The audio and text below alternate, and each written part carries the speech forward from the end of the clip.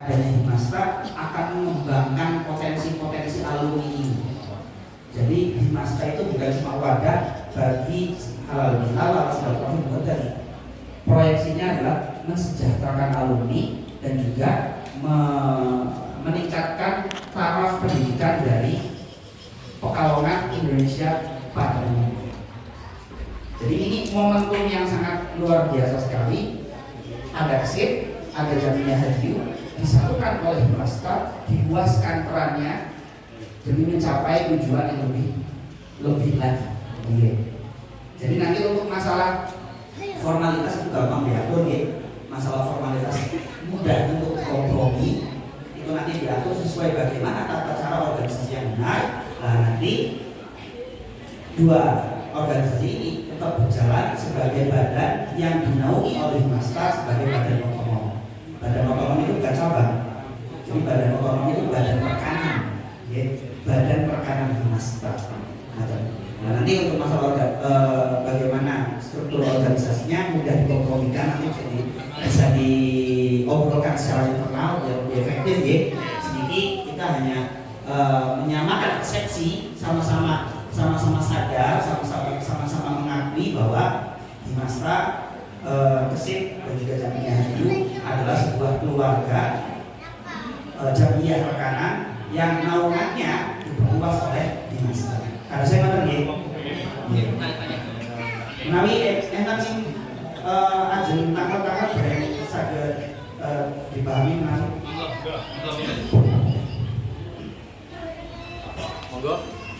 Monggo, saking istri, dan pertanyaan pembobotan. Jadi, nasib, Haji.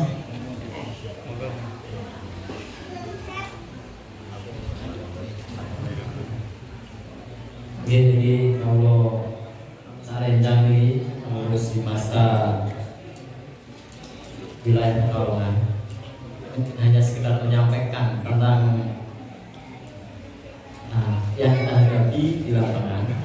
Di antaranya sebelum Himastra itu turun ke kami, kita itu masih fokus untuk kegiatan haji seperti itu. Untuk masalah haji itu berkembang lagi itu mencari bakat-bakat santri, dan di antaranya programnya itu kan ada mencari donatur untuk membantu sedikit santri-santri yang di sana. Fokusnya itu satunya kan. Kemudian untuk masalah kepengurusan KSIP itu sebelum di masa datang ke sini itu baru pelantikan seperti itu. Nah, digantikan oleh Ustaz Syakur yang dulunya itu Ustaz Sakawi. Dan terus karena orang-orang teman-teman itu sudah pada memegang tugasnya masing-masing, maka terbarulah Himastra di Pekalongan yang jadi ketua Pak Haji Sukuwo, dan kebetulan sekretaris itu saya. Nah, dengan itu, kami itu masih banyak belajar, karena tadi sudah disebutkan untuk masalah alumni-alumni yang ada ini, alumni tua-tua seperti itu kan, yang termasuk saya itu sudah terdoktrin dari organisasi yang jadul-jadul seperti ini. Makanya dengan adanya Himastra ini, kami selaku pengurus Himastra wilayah Pekalongan, saya dan Pak Haji mohon bimbingan langkahnya bagaimana, dan nanti untuk masalah surat viral harus dibimbing seperti itu, karena ilmu kami ilmu jadul seperti itu. Begitu Haji? Ya. Oke, nanti dilanjutkan oleh Pak Haji Sukuwo. Punten niki Gus. Ini setelah acara ini itu tindakan dari Himastra Pekalongan itu langkah apa yang harus dilangkah selanjutnya untuk memajukan Himastra Pekalongan itu?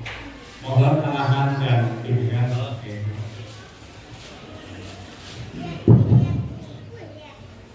Matur suwun. Untuk koordinasi itu panjenengan bisa langsung menghubungi penasehat-penasehat dari Himasta. Itu antara lain adalah Dzurriyyah Muda Abah Mustadi. Jadi kita ini. Jadi jenengan kalau misalnya jadi kesulitan tentang langkah apa yang harus dilakukan untuk memajukan Himasta selanjutnya, itu jenengan langsung japri saja. Nanti pasti dijawab dan diberi solusi oleh kami. Nanti jenengan bisa japri saya ataupun Kang Muti ataupun Kang Zula. Nanti akan diberi solusi. Nah, ini salah satu pesan dari Buya Taho bahwa yang harus dititik bawah, yang harus digarisbawahi berdirinya atau adanya Himasta itu tidak hanya untuk inputnya atau kemanfaatannya tidak hanya untuk Pondok Pesantren Tahsin Akhlak, tapi harapannya Masyayikh, harapannya Buya Taho, harapannya Abah Ulin bahwa adanya Himasta ini kemanfaatannya itu juga bisa dirasakan untuk segenap alumni Pondok Pesantren Tahsinul Akhlak. Maka dari itu secara tegas Buya Taho ini mengatakan berdirinya Himasta itu bukan intinya adalah mencari sumbangan untuk pondok, itu bukan sama sekali, bukan, jauh sekali. Ya.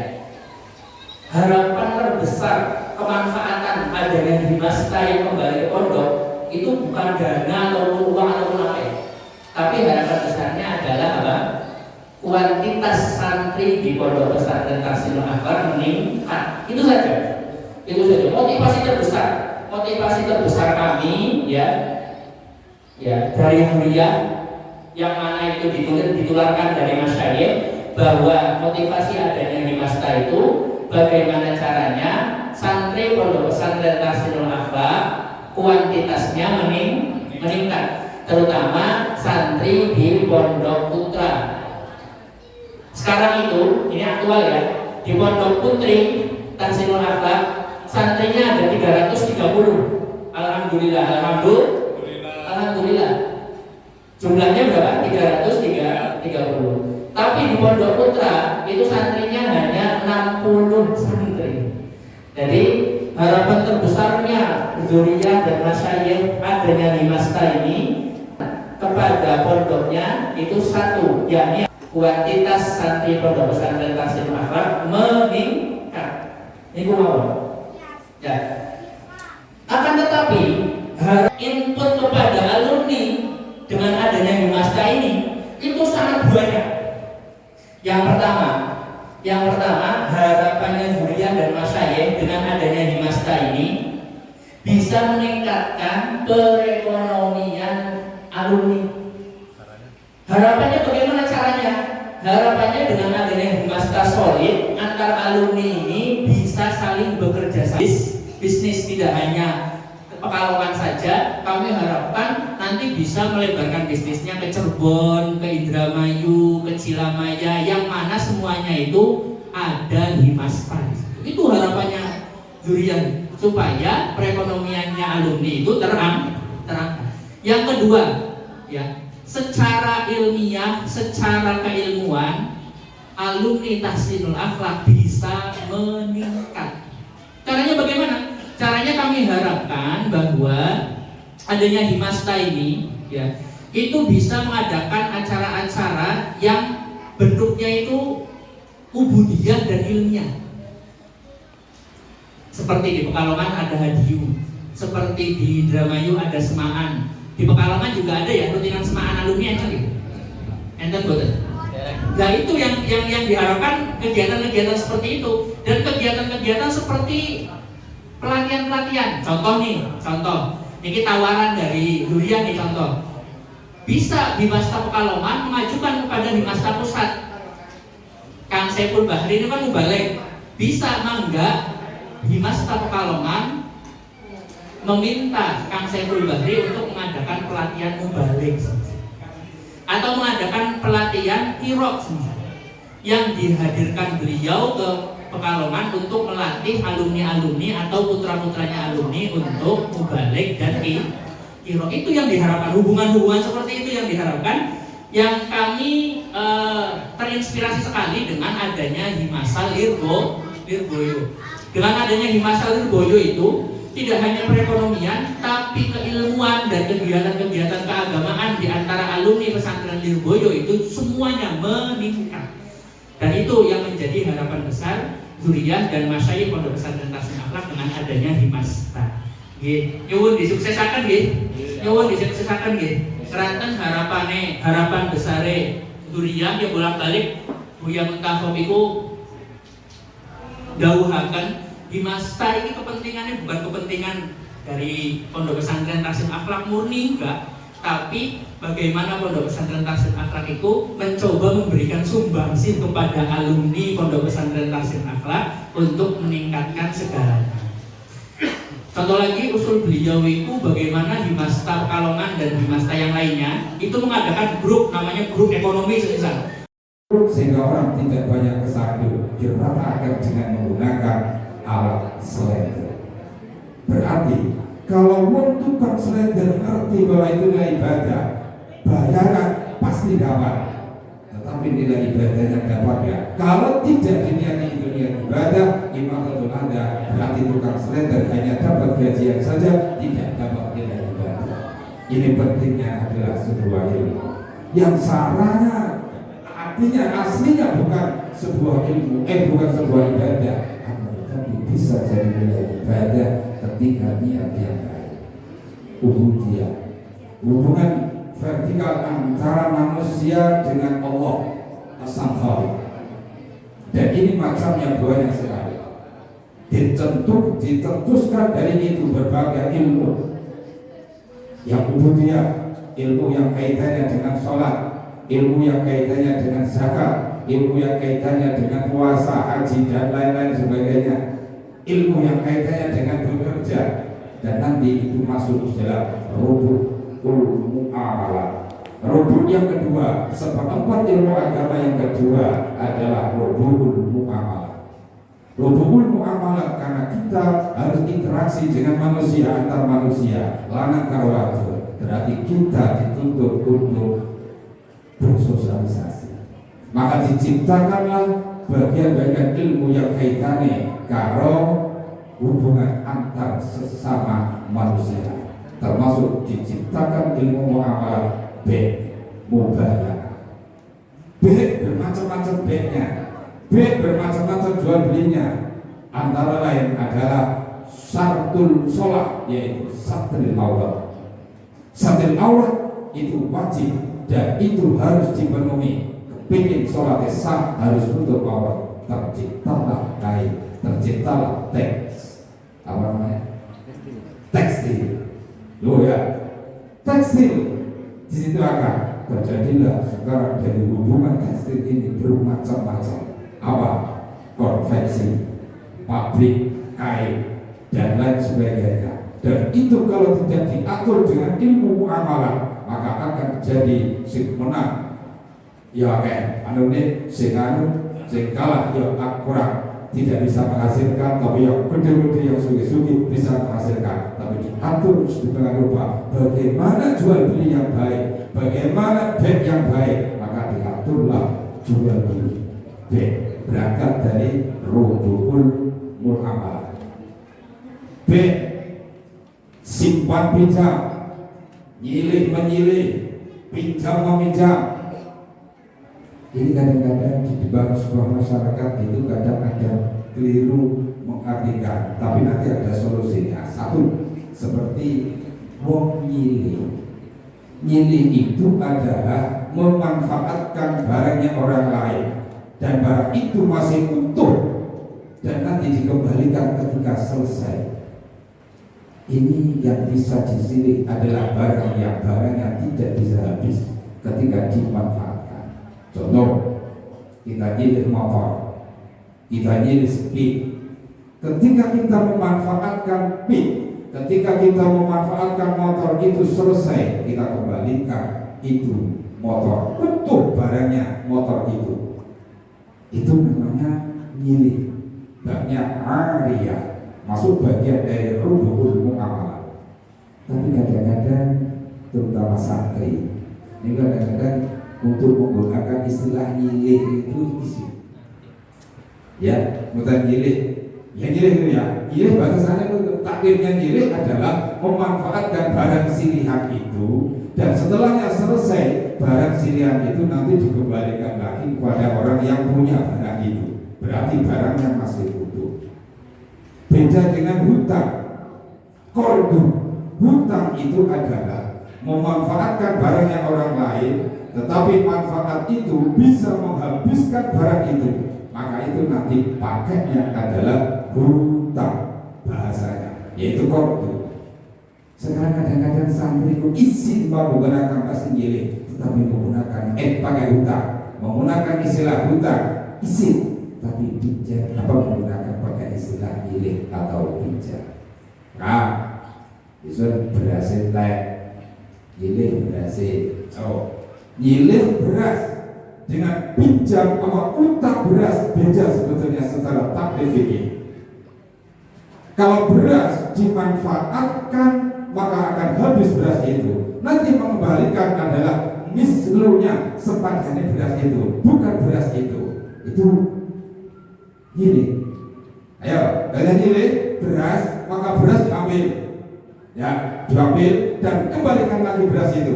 Siapa kan makan apa? Mau nyilih bahasanya. Kalau menggunakan pakai takrif lafzinya, bahwa nyilih beras, beras itu harus dikembalikan lagi, tidak boleh diliwat. Ayo, nyilih hutang, nyilih uang 50.000, 100.000, maka uang itu tidak boleh kamu manfaatkan untuk membeli sesuatu karena sampai bahasa nyilih. Harus dikembalikan uang itu kepada yang punya uang. Beda kalau menggunakan pakai istilah hutang. Kalau hutang memanfaatkan uang 100.000 itu untuk membeli sesuatu, setelahnya dimanfaatkan uang itu habis. Nanti bayarnya adalah pakai uang yang bukan uang itu, yaitu membalikan mislunya sepadan uang itu dari uang yang lain, dari uang pesta sampai nah, ini hutang. Kalau istilah nyilih, maka itu nanti tidak boleh dimanfaatkan barang itu karena barangnya ketika dimanfaatkan itu barangnya habis. Loh, ya maka, tapi ada solusinya. Bila mana terjadi ta'arud antara lafaz kalau makna, maka yang dimenangkan adalah maknanya. Bila ta'arud al-lafz wal makna, kutimal makna, kutimal alaihi makna. Ketika ada makna dan lafaz yang berbeda, maka yang dimaksudkan adalah maknanya. Ini jalan keluarnya santri.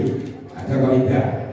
Ketika menggunakan pakai istilah hutang isim, makanya nyilih secara lafaz, tetapi secara makna karena dimanfaatkan untuk membeli sesuatu, berarti barang itu akan habis. Maka itu maknanya adalah hutang karena melihat maknanya, tidak melihat lafaz.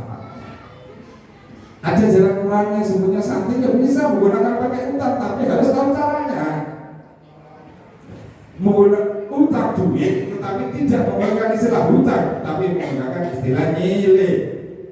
Tapi dia paham bahwa bila terjadi kontradiksi antara lafaz dengan makna, maka yang dimenangkan adalah maknanya. Kutima alaihi makna, maka yang dimenangkan adalah makna. Berarti bahasa santri nyilih duit 100.000 boleh kalau dia ngerti bahwa saya menggunakan maknanya, bukan melihat lafaznya, bukan melihat definisi lafaz, tapi definisi dalam sisi maknanya. Boleh pakainya nyilih, ini jalan keluarnya, tapi harus diilmui dulu.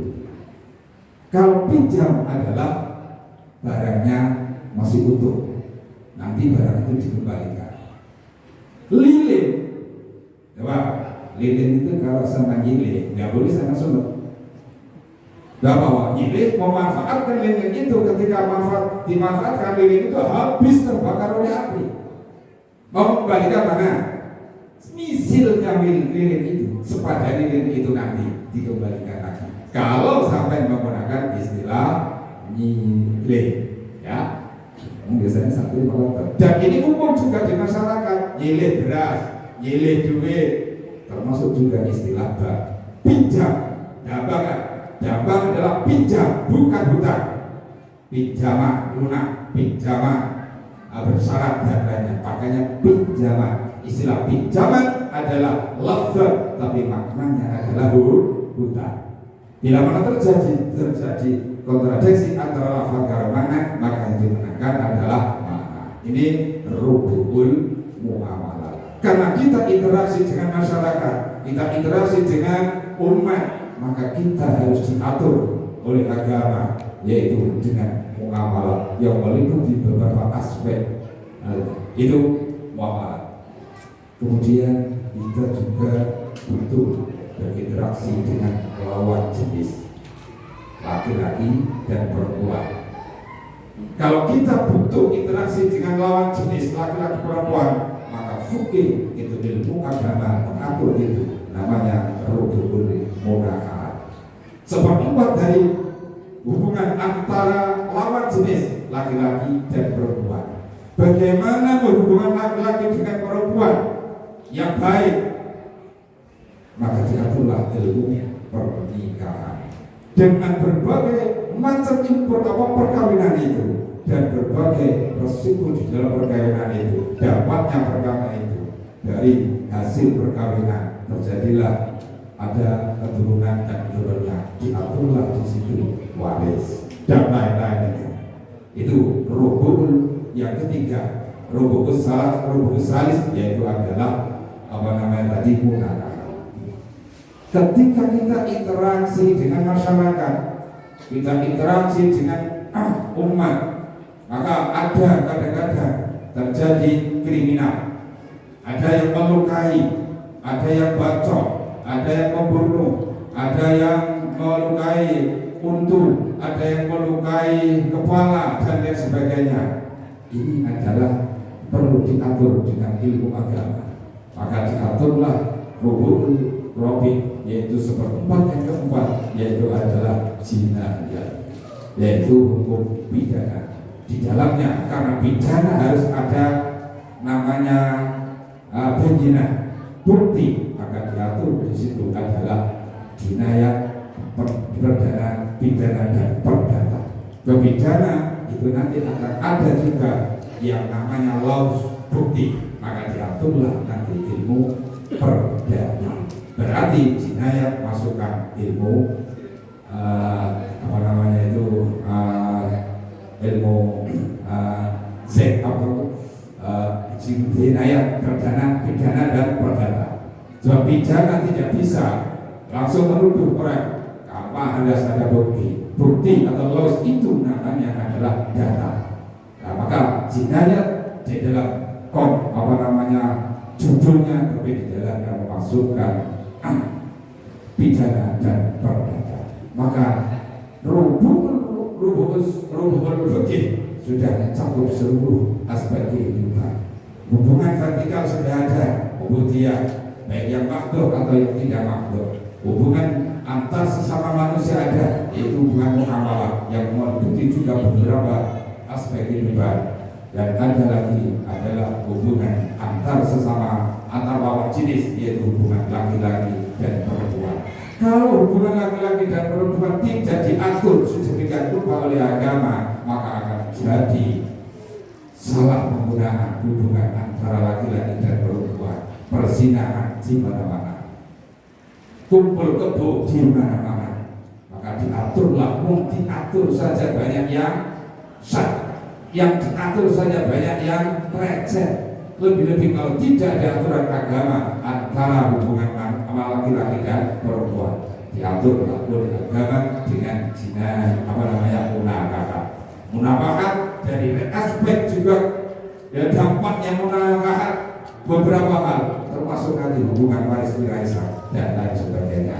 Para bapak dan para ibu, intinya di dalam sebuah pesantren adalah akan dipahami atau akan dipelajari ilmu yang kaitannya dengan seluruh aspek kehidupan.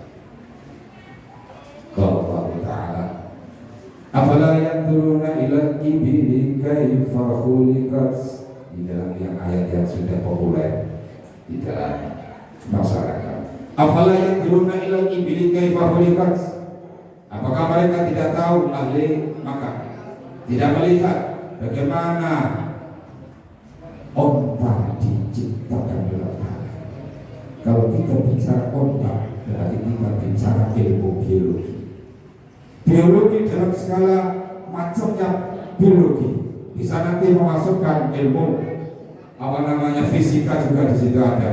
Fisika, biologi, fisika dan macam-macamnya. Itu nanti diciptakan onta. Ternyata mengapa kok sistem makan yang di dalam Al-Quran pakainya ke onta?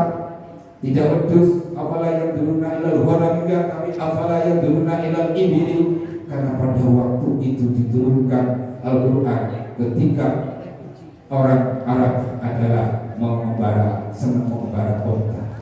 Ternyata onta itu adalah binatang yang sangat kuat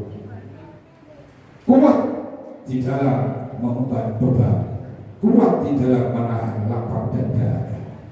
15 hari, 10 hari sampai 15 hari tidak diberi makan, tidak diberi minum, onta itu kuat. Padahal perjalanannya di padang pasir yang menahan tarik kuat tanpa minum, tanpa makan dalam jangka 15 hari. Apakah ada binatang yang lain seperti itu? Wedus tidak makan 1 hari sebentar, tapi onta kuat. Sengaja dia beban dimomoti abot kuat, berjalan sampai 15 hari 15 malam tanpa makan dan tanpa minum. Karena apa? Allah Ta'ala menciptakan settingnya di dalam perutnya itu menyimpan minuman dan makanan. Itu namanya pakainya ibil ya dalam Al-Quran, karena yang disukai pada waktu itu ternak adalah onta. Afala yang turuna ilal ibli kaifa khuliqat. Berarti kita bicara masalah ilmu biologi termasuk manusia, hewan dan lain-lainnya, dan perangkatnya ilmu biologi. Afala yang turuna ilal ibli kaifa khuliqat wa ilas sama'i kaifa rufi'at. Dan ketika kita melihat ke atas, ada langit yang ditinggalkan, ada langit yang ditinggikan, yang tidak tanpa tiang tetapi tidak jatuh ke bawah. Ini adalah satu kebesaran Allah Ta'ala, satu kekuasaan Allah Ta'ala. Langit tanpa tiang, langit tanpa penyangga, tapi tidak jatuh ke bawah. Ini adalah luar biasa, dan itu kekuasaan Allah Subhanahu Wa Ta'ala. Kalau kita bicara langit, berarti kita bicara ilmu astronomi dan lainnya. Di dalamnya akan dibicarakan tentang masalah ilmu-ilmu yang kaitannya dengan langit. Dan ciptalah nanti ilmu masalah ilmu matematika, fisika, itu dari situ melihat cakrawala langit. Wa ilal ardi kaifa sudihat. Dan ketika kita diciptakan Allah Ta'ala, mereka tidak melihat bagaimana bumi didatarkan, hingga bumi dilapangkan ya, dan untuk aktivitas di dalam bumi, meraih rezeki dari bumi, cari panganan dari bumi, cari rezeki dari bumi yang dihamparkan untuk manusia, untuk hewan-hewan dan lain sebagainya. Di sini ada perbedaan antara ahli hayat, yaitu ilmu orang ahli ilmu bumi, dengan bahasa sutihat. Kalau sutihat berarti bumi itu tidak bulat. Mastuhah, kalau mastuhah berarti rata, bumi tidak bulat. Tetapi terjadi perbedaan antara ahli hayat, ahli ilmu bumi, dan ahli ahli bahasa, antara mastuhah dengan kurroh, bumi bulat itu tidak masalah, hanya perbedaan di dalam penilaian bumi itu bulat atau bumi itu datar. Kalau melihat sisi bahasa, kalau sutihat berarti mastuhah, kalau mastuhah berarti datar, tidak bulat. Kalau kita bicara masalah bumi, berarti kita bicara masalah ilmu bumi dengan berbagai macamnya. Wa ilal jibali kaifa nusibat. Ketika kita lihat ke sekelilingnya, di situ wong Arab dulu itu sekelilingnya kan aman kudus atau aman onta. Di situ melihat ontanya, lalu melihat ke atas, langit, melihat bumi, kemudian melihat sekelilingnya. Wong Arab itu kan dikelilingi oleh gunung. Nah, wa ilal jibali kaifa nusibat. Bagaimana gunung ditegakkan itu? Untuk apa gunung ditegakkan? Adalah untuk keseimbangan bumi, biar bumi tidak gonjing. Tapi karena olah manusia, bumi sekarang jadi gonjing, banyak malapetaka, banyak korban. Karena apa? Gunung yang sudah dijadikan uang semuanya, dijadikan bangunan yaitu semen, digrigisi gunung itu padahal adalah untuk keseimbangan bumi. Tapi gunungnya digempuri, dijadikan duit yaitu semen. Para bapak dan para ibu, gunung ditegakkan untuk apa? Kalau kita bicara masalah gunung, kita bicara masalah ilmu yang kaitannya dengan vulkanologi, ilmu falak. Jadi naul macam ilmu itu sebetulnya adalah dalam Al-Quran secara garis besarnya sudah ada. Dan ini yang mengkaji fokusnya adalah di dalam pesantren. Hanya saja kontekstualisasi anak santri yang sekarang itu belum ada. Padahal sebetulnya secara garis besarnya teknologi apapun ada di dalam Al-Quran. Mau yang mempelajari biarlah non-muslimnya yang memperdalam.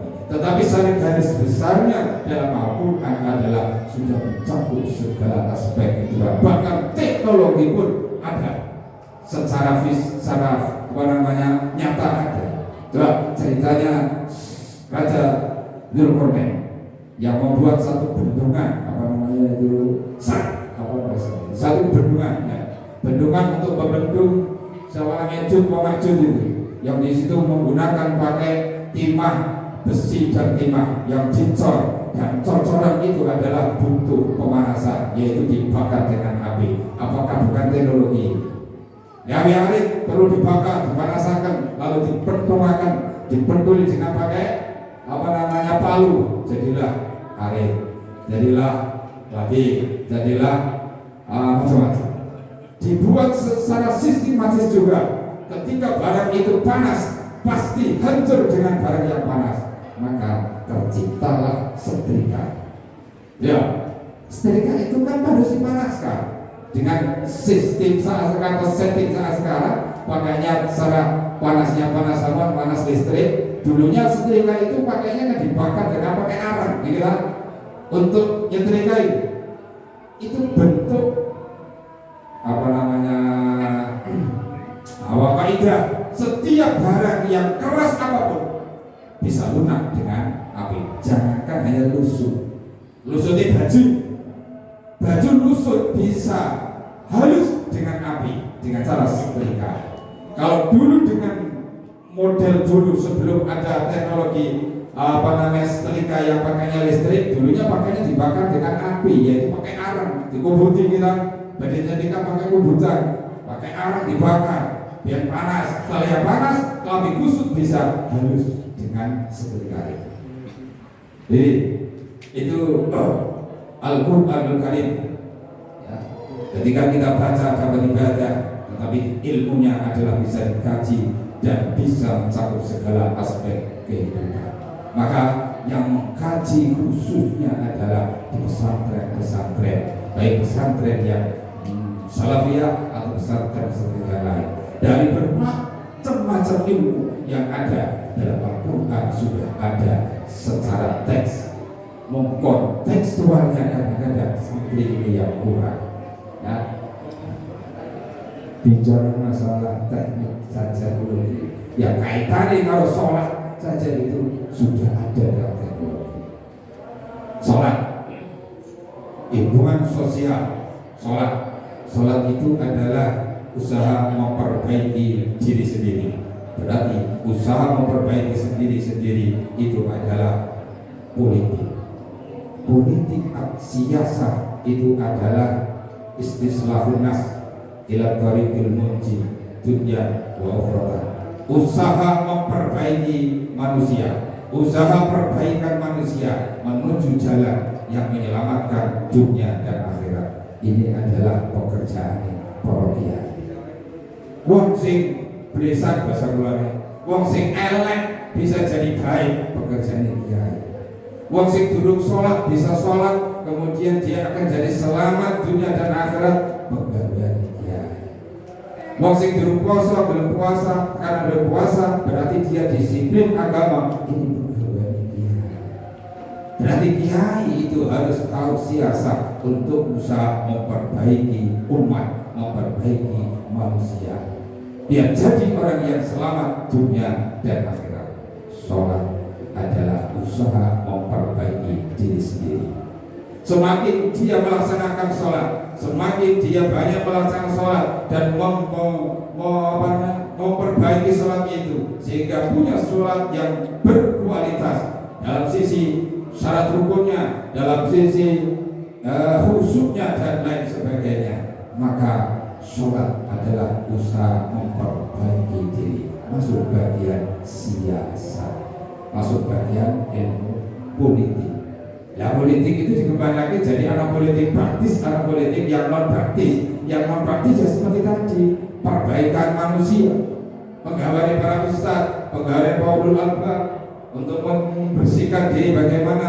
Dan ini banyak jalannya, antara lain masuk dalam sebuah thariqah, agar supaya cepat fokus, cepat mundur di Allah Subhanahu wa taala, harus fokus dengan jalan. Makanya thariqah. Thariqah apa? Thariqah menuju Allah Subhanahu wa taala. Jawab kita hidup tujuannya satu, maksudul abdul adalah Allah Subhanahu wa taala.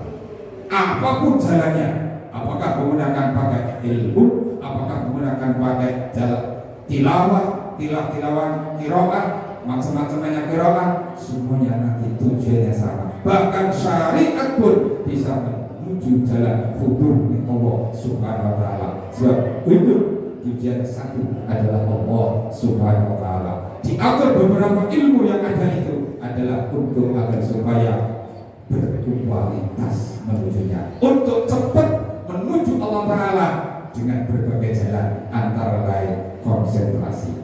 Konsentrasi ini diatur oleh thariqah, biar nanti mancem cepat dengan Allah taala.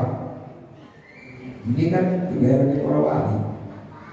Para wali itu begitu dia mau mukalamah dengan Allah, begitu mau hudur dengan Allah taala, cukup dengan 1 detik, cukup dengan 1 menit bisa menuju Allah taala.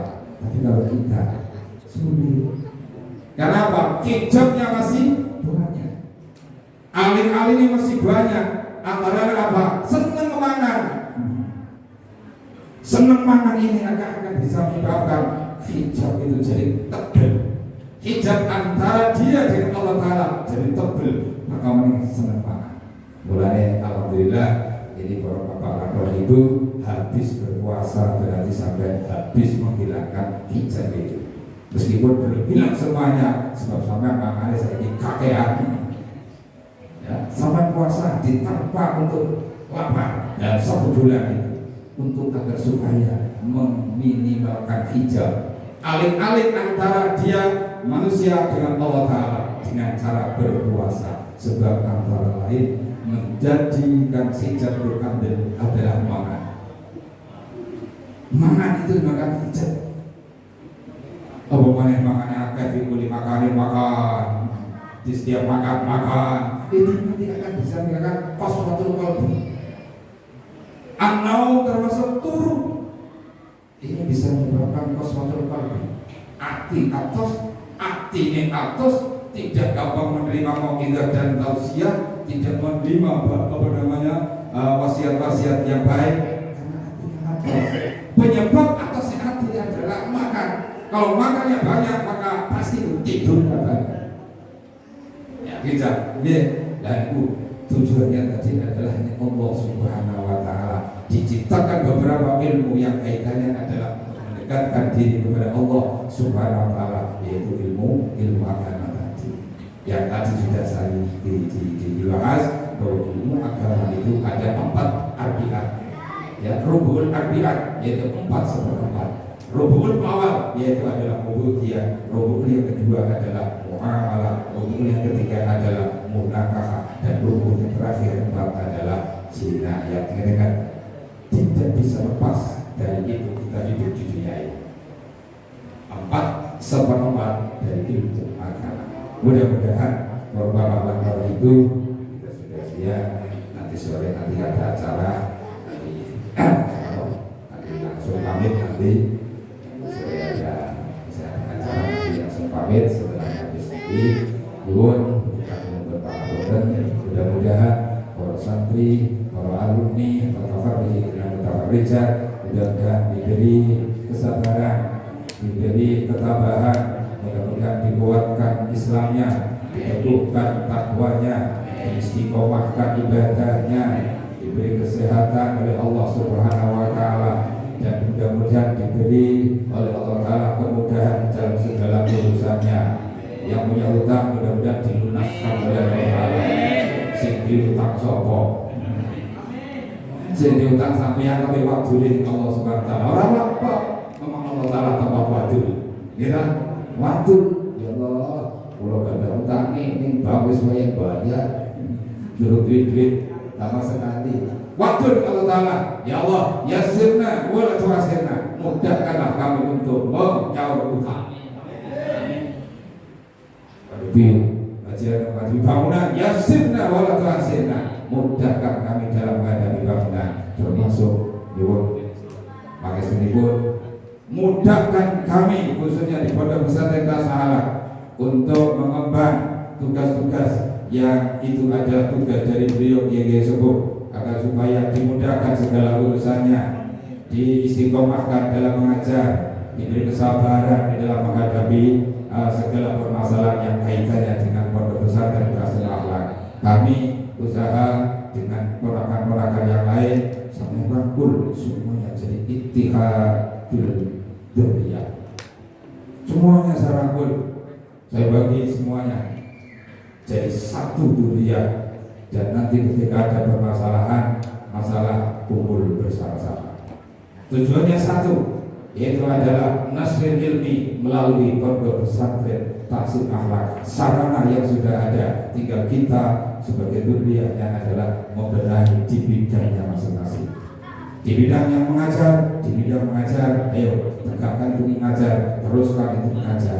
Dan di bidang bangunan, silakan di bangunan semuanya adalah ada kaitan yang tinggi. Manfaatnya adalah kembali kepada dzurriyyah sendiri khususnya, dan manfaatnya akan kembali kepada masyarakat lingkungan dan semuanya para alumni dan alumni, para alumni di mana saja. Mudah-mudahan sampai sedipun para kiai, para alumni, para tafarij, tafarija, mudah-mudahan kami sabar, kami bisa melaksanakan, melangsungkan, menufurkan, mentanfidkan apa yang sudah ada dari orang-orang tua kami.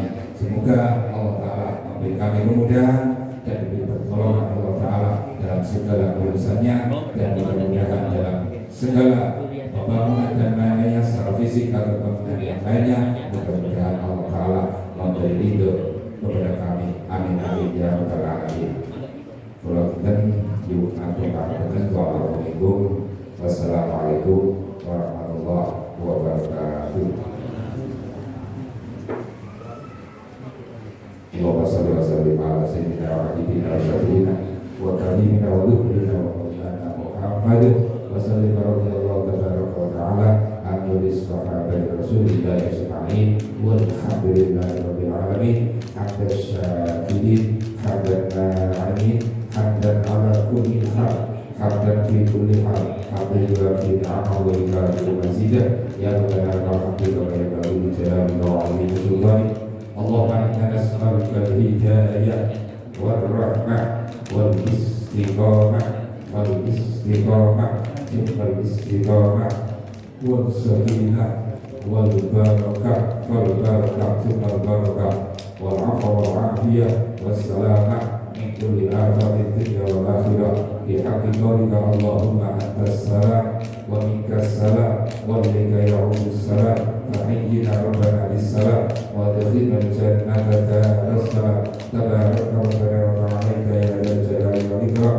Allahumma inna nas'aluka ridhaka wal jannata wa na'udzu bika min sakhatika wan nar. Rabbana dzalamna anfusana wa illam taghfir lana wa tarhamna lanakunanna minal khasirin. Rabbana taqabbal minna innaka antas samiul alim wa tub 'alaina innaka antat tawwabur rahim. Allahumma la maqamina hadha wa fi majlisina hadha wa fi baiti sarbil bait Bapak Haji Imam Qafal wa madrasatihi wa hamdan illa wafata wa la hamdan illa farasta wa la hamdan illa karshata wa la daynan illa qadaita wa la maridan illa syafaita wa la jahilan illa alamta wa la faqiran illa agnaita wa la mu'assiran illa yasarta wa la mu'assiran illa yassarta wa la mu'assiran illa yassarta wa la hajatan min hawaijid dunya wal akhirah illa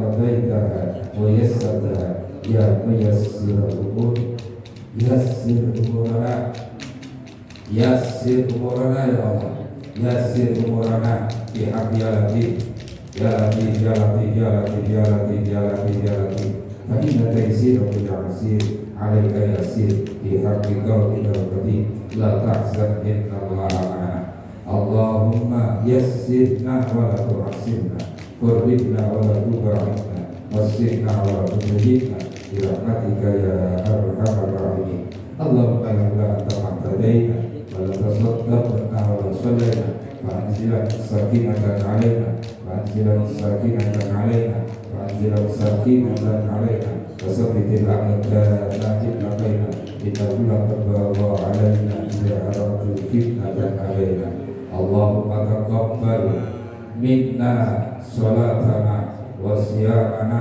wa qiyamana وركوعنا وسجودنا وتسبيحنا وتحميدنا وتعظيمنا وتضرعنا وخشوعنا وتخشعنا وتضرب بها وجوهنا ويا إله العالمين ويا خير الناصرين برحمتك يا أرحم الراحمين اللهم اجعل أولادنا وتلاميذنا وتلاميذاتنا من أهل العلم وأهل الخير وأهل القرآن ولا تجعلنا وإياهم من أهل الشر وأهل الدار وأهل الطغيان اللهم اجعل أولادنا وتلاميذنا وتلاميذاتنا وأهل بيتنا وذرياتنا من أهل الصلاح والخير من أهل الصلاح والخير من أهل الصلاح والخير من أهل الصلوات الخمس ربنا آتنا في الدنيا حسنة وفي الآخرة حسنة وقنا عذاب النار وادخلنا الجنة مع الأبرار يا عزيز يا غفار يا رب العالمين وصلى الله على سيدنا محمد وعلى آله وصحبه وسلم سبحان ربك رب العزة عما يصفون وسلام على المرسلين والحمد لله رب العالمين اللهم تقبل الدعاء في سورة الفاتحة أعوذ بالله من الشيطان الرجيم بسم الله الرحمن الرحيم الحمد لله رب العالمين الرحمن الرحيم مالك يوم الدين إياك نعبد وإياك نستعين اهدنا الصراط المستقيم صراط الذين أنعمت عليهم غير المغضوب عليهم ولا الضالين رب اغفر لي ولوالدي آمين تقبل الله منا ومنكم